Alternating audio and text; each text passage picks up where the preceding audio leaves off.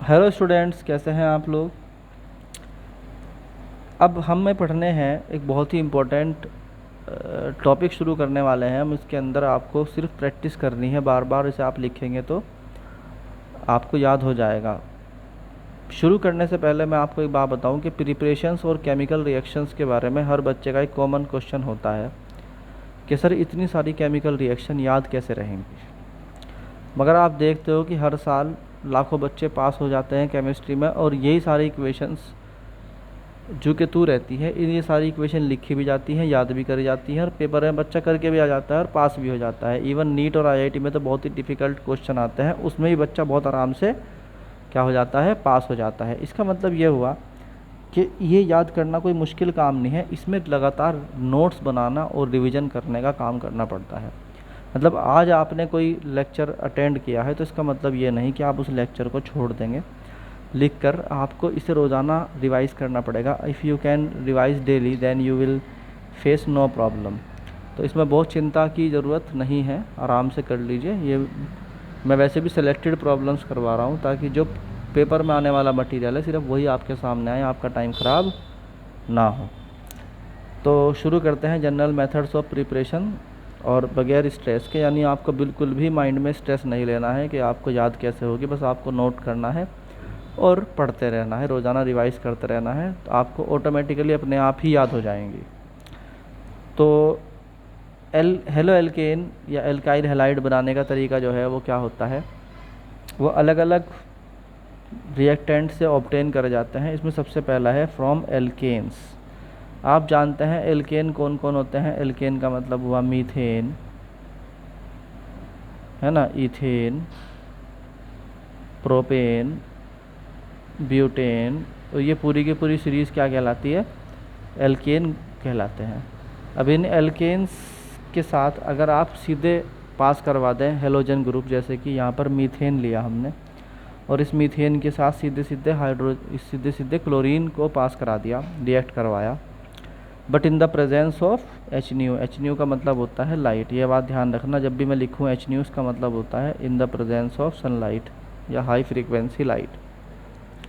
तो high frequency की light में जब मैंने CH4 को Cl2 के साथ रिएक्ट करवाया तो क्या बना बच्चों, CH3Cl बना, और इसमें HCl निकल गया। मतलब एक हाइड्रोजन और एक क्लोरीन आपस में मिलकर HCl बना लिए और ये अलग हो गए, और बचा हुआ CH3Cl आपका प्रोडक्ट है।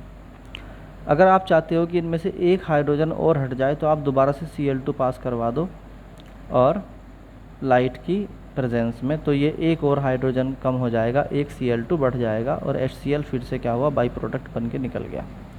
अब आपके पास प्रोडक्ट है CH2Cl2। अगर आप CH2Cl2 में फिर से क्लोरीन पास करा दें सनलाइट की प्रेजेंस में तो HCl बाई प्रोडक्ट निकल जाता है, और आपके पास बच जाता है एक और क्लोरीन जुड़ गया, एक और हाइड्रोजन कम हो गया।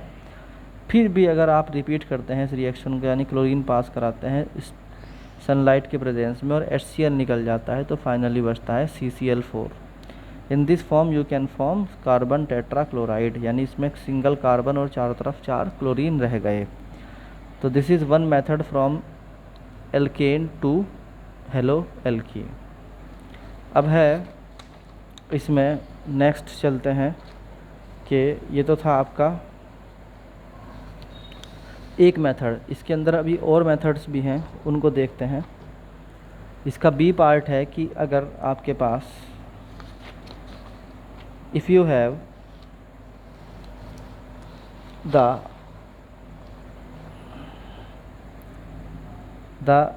एल्केन लाइक दिस, यानी वही पिछले वाली रिएक्शन को मैं भी रिपीट कर रहा हूँ, अभी मैं नया कुछ नहीं बता रहा। मैं बता रहा हूँ मेरे पास एल्केन था यानी मीथेन था, मीथेन को मैंने क्या करा, प्रेजेंस ऑफ लाइट में Cl2 पास कराई तो मुझे CH3Cl मिल गया और HCl मेरा बाई प्रोडक्ट में निकल गया। फिर से अगर मैं अगेन Cl2 पास कराता हूँ प्रेजेंस ऑफ लाइट में तो CH2Cl2 निकल जाता है। फिर अगेन अगर मैं सनलाइट में Cl2 पास कराता हूँ तो CHCl3 बन जाता है, और फिर से अगर मैं लाइट की प्रेजेंस में Cl2 पास कराता हूँ तो CCl4 बन जाता है।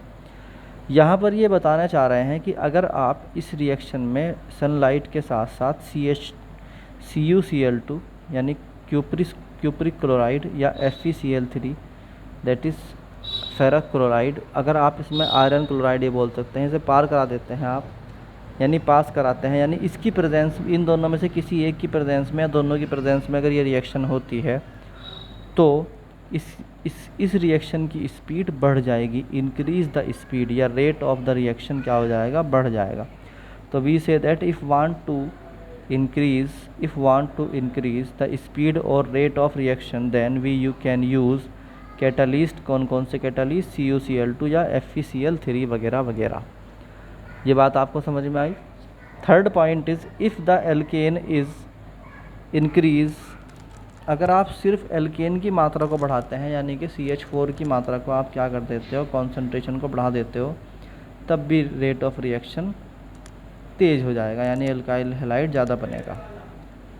एक और पॉइंट है, in the case of iodine, ये क्वेश्चन आ सकता है, ये वेरी इंपॉर्टेंट, के अंदर इसे नोट कर लेना, इसके आने के चांस बहुत ज़्यादा हैं।